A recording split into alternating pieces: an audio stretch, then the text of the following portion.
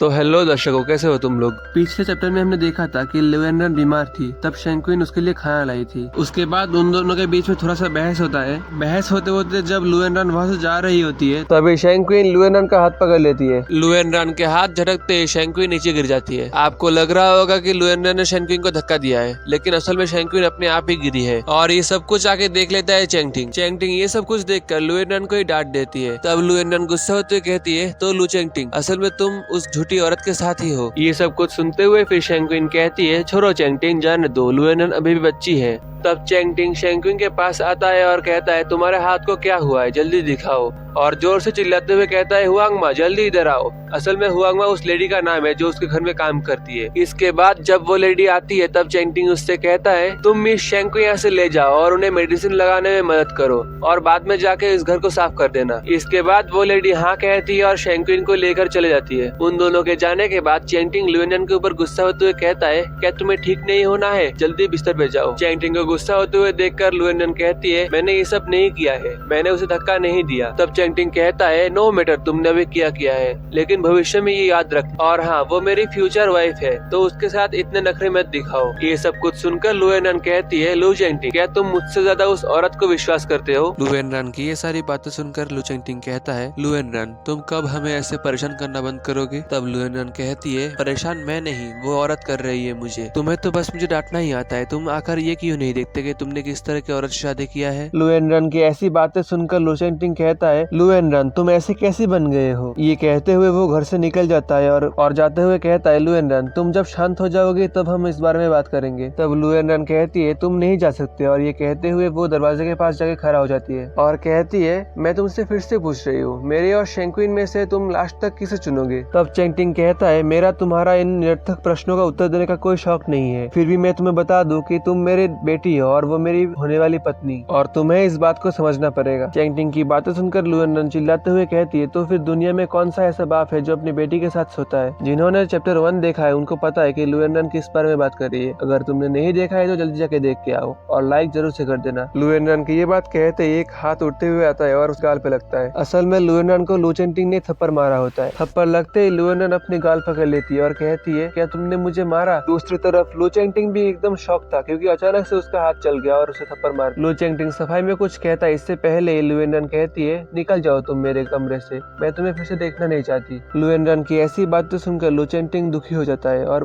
वहाँ से चला जाता है। इसके बाद सीन शिफ्ट होता है और हम देखते हैं लू चैंगटिंग सोफे पे बैठा हुआ है। तभी वहाँ पे वही मेड आती है और कहती है, सर मिस लू घर छोड़ के जा रही है, मैं उन्हें रोक नहीं पा रही हूँ। फिर लू चैंगटिंग कहता है, अगर उसे जाना है तो जाने दो। तभी शैंक्विन कहती है, लू चैंगटिंग, लुएनरन को अभी भी बुखार है, तुम्हें नहीं लगता कि तुम्हें उससे बात करना चाहिए। जवाब में लू चैंगटिंग कहता है, कोई बात नहीं, तुम उसके बारे में चिंता मत करो, ये पहली बार नहीं है कि वो घर छोड़ के जा रही है, तो हम अपना काम करते हैं। तब शैंक्विन कहती है, ठीक है, और उन दोनों की ये सारी बातें लुएनरन खड़ी होकर सुन रही होती है। लुएनरन सूटकेस उठाती है और घर से बाहर निकलते हुए कहती है, अच्छा, तो वो मेरे बारे में एकदम परवाह नहीं करता, और ये कहते हुए वो घर से निकल जाती है। वो रोड पे चली रही होती है, तभी उसका फोन बजता है। वो फोन देखती है तो उसे किसी बंदे ने फोन किया होता है। वो फोन उठाती है, तब सामने से वो बंदा कहता है, लुएनरन, तुम्हारे अंकल के पास कोई चॉइस नहीं है, तुम्हारा कजिन विदेश में बहुत बीमार है और मुझे बहुत पैसों की जरूरत है, तुम्हें इस बार मदद करना ही पड़ेगा। तब लुएनरन कहती है, मैं इस बार में बात करने के मूड में नहीं हूँ, मैं रखती हूँ। असल में ये बंदा लुएनरन का अंकल है और इससे पहले भी लुएनरन से बहुत सारे पैसे लिए हुए थे। लुएनरन फोन रखने वाली होती है, तब अंकल कहते हैं, लुएनरन, क्या तुम्हें तुम्हारे पेरेंट्स की मौत की असली वजह जानना नहीं है, मेरे पास कुछ क्लूज है। लुएनरन कहती है, तुम ये क्या कह रहे हो। जवाब में अंकल कहते हैं, मेरे पास कुछ क्लूज है जो प्रूफ कर सकते हैं कि तुम्हारे पेरेंट्स का डेथ कोई एक्सीडेंट नहीं है। तब लुएनरन कहती है, तो ठीक है, अगर तुम्हें पैसे चाहिए तो मुझसे आकर आमने सामने बात करो, मैं अभी गुआंगमिंग बिल्डिंग के पास हूँ, मैं वहीं पे तुम्हारे लिए वेट करूंगी, तुम 20 मिनट के अंदर इधर आओ। फिर सीन चेंज होता है और हम देखते हैं एक कॉफी शॉप को जो कि उस बिल्डिंग के अंदर होता है। वहाँ पर वो दोनों बैठे होते हैं। तभी लुएनरन कहती है, बताओ तुम्हें क्या बताना है। अंकल एक फोटो निकालते हैं और टेबल पर रखते हुए कहते हैं, ये उसी दिन का फोटो है जिस दिन तुम्हारे पेरेंट्स का एक्सीडेंट हुआ था। लुएनरन वो फोटो हाथ में लेती है और रो पड़ती है और रोते हुए कहती है, इस बात को 6 साल हो चुके हैं। वो अंकल कहते हैं, तो तुम्हें ये कैसा लगा। इसके बाद लुएनरन आंखें पोंछ लेती है और कहती है ये तुम्हें कहाँ से मिला। तब अंकल कहते हैं मैं तुम्हें इस बार में नहीं बता सकता, अब तुम ये बताओ कि इस फोटो का वैल्यू कितना है। तब लुएनरन कहती है ये क्या ही प्रूफ कर सकता है, ये बस एक फोटो है। तब अंकल चिल्लाते हुए कहते हैं क्या तुम्हें वो साइड वाला बंदा नहीं दिखाई दे रहा है। असल में लुएनरन के पेरेंट्स के साथ एक तीसरा बंदा भी था फोटो, और उसके शरीर का जो पूरा पार्ट है वो फटा हुआ था, उसका एक हाथ दिखाई दे रहा था। तब अंकल कहते हैं ये फोटो हमारे पास है, लेकिन हमें ये नहीं पता है कि ये तीसरा बंदा कौन है। अगर यही विटनेस है तो ये अपने आप को छुपा क्यों रहा है, क्या वो गिल्टी है इसलिए। तब लुएनरन कहती है तो तुम ये कहना चाहते हो कि यही बंदा मेरे पेरेंट्स के डेथ का कारण है। फिर अंकल कहते हैं कि हाँ, और कहते हैं लुएनरन मैंने तुम्हें क्लू दे दिया है, तो पैसे के बारे में क्या। तब लुएनरन पूछती है तो तुम्हें कितने पैसे चाहिए। जवाब में अंकल कहते हैं तुम मुझे 2 लाख दे दो। तब लुएनरन कहती है 2 लाख? अंकल आपको नहीं लगता कि आप बहुत लालची हो, और अगर आपने मुझे नकली क्लू दिया है तो। तब अंकल कहते हैं मैं तुमसे झूठ कैसे कह सकती हूँ, तुम मुझे विश्वास नहीं करोगे, लेकिन मेरे पास दूसरा एविडेंस भी है। अगर तुम मुझे 2 लाख अभी दे देते हो तो मैं तुम्हें जल्द से जल्द वो दे दूंगा। तब लुएनरन पूछती है क्या वो एविडेंस तुम्हारे पास अभी है। तब अंकल कहते हैं नहीं, मैंने उसे घर पे छोड़ के आया है। अंकल की चालाकी समझकर लुएनरन उठ जाती है और कहती है अंकल मैं अभी छोटी बच्ची नहीं हूँ,